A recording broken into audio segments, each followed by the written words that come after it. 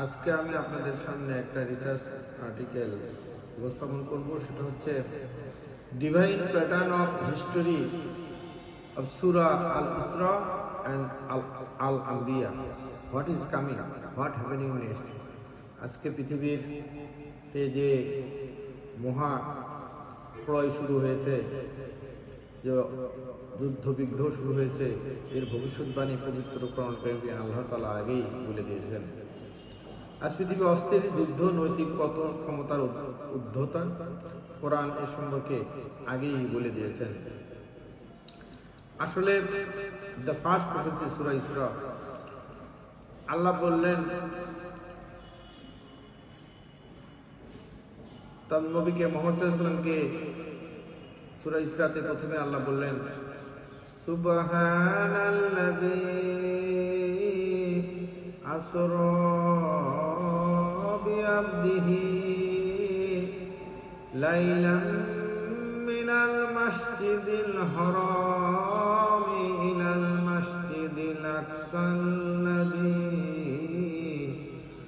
বারাকনা হাওলাহু লিনুরিয়াহু মিন আয়াতিনা ইন্নাহু হুয়াস সামিউল বাসীর। পবিত্র সত্তার, মহান পবিত্র সত্তা, যিনি তার বান্দাকে রাতে ভ্রমণ করিয়েছেন মসজিদুল হারাম থেকে মসজিদুল আকসা পর্যন্ত। এই সূরাতেই আল্লাহ তাআলা তার ভবিষ্যতের কথা বললেন, কি হবে ভবিষ্যতে বাইতুল মুকাদ্দাস এবং আকসা। 4 নম্বর আল্লাহ বললেন, ওয়া কাদাইনা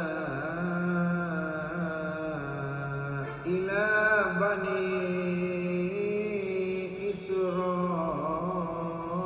ইসরাঈল ফিল কিতাবি লা তুফসিদুন্না ফিল আরদি মাররাতাইন ওয়া লা তা'আলুন্না উলুওয়ান কাবীরা। আমি বনী ইসরাইলকে কিতাবে সিদ্ধান্ত জানিয়েছিলাম যে তোমরা জমিনে দুবার পরপর ফাসাদ সৃষ্টি করবে, ফাসাদ করবে, উদ্ধত দেখাবে এবং মারাত্মক হবে। আল্লাহ শিবের অংশটুকু 7 নম্বরে বললেন যে ইন আহসানতুম আহসানতুম লি